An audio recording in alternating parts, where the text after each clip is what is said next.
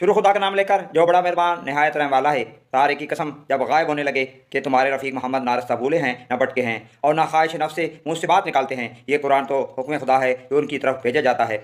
उनको नहायत कुव्वत वाले ने सिखाया, यानी जिब्राइल ताकतवर ने। फिर वो पूरे नजर आए और वो आसमां के ऊंचे किनारे में थे। फिर करीब हुए और आगे बढ़े तो 2 कमान के फासले पर या इससे भी कम। फिर खुदा ने अपने बंदे की तरफ जो भेजा सो भेजा। जो कुछ उन्होंने देखा उनके दिल ने उसको झूठ ना जाना।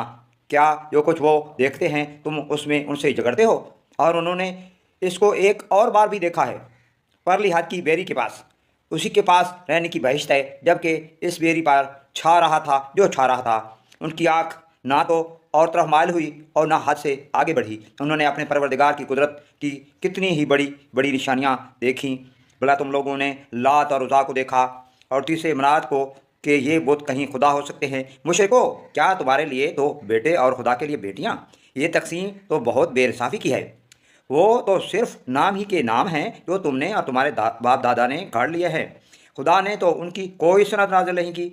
ये लोग महज जन हिफाजत और ख्वाहिशत नफ्स के पीछे चल रहे हैं, हालांकि उनके परवरदिगार की तरफ से उनके पास हिदायत आ चुकी है। क्या जिस चीज़ की इंसान आरजू करता है वो उसे ज़रूर मिलती है। आखिरत और दुनिया तो खुदा ही के हाथ में है। और आसमानों में बहुत से फरिश्ते हैं जिनकी सिफारिश कुछ भी फ़ायदा नहीं देती, मगर उस वक़्त कि खुदा जिसके लिए चाहे इजाज़त बख्शे और सिफारिश पसंद करे।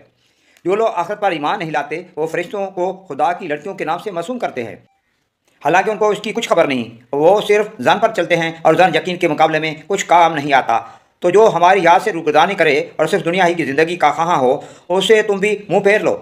उसके इल्म की यही इंतहा है। तुम्हारा परवरदिगार उसको भी खूब जानता है जो उसके रस्ते से भटक गया, और उसे भी खूब वाकिफ़ है जो रस्ते पे चला। और जो कुछ आसमानों में है और जो कुछ ज़मीन में है सब खुदा ही का है। और उसने खलकत को इसलिए पैदा किया है कि जिन लोगों ने बुरे काम किए उनको उनके अमाल का बुरा बदला दे, और जिन्होंने नेकियां की उनको नेक बदला दे।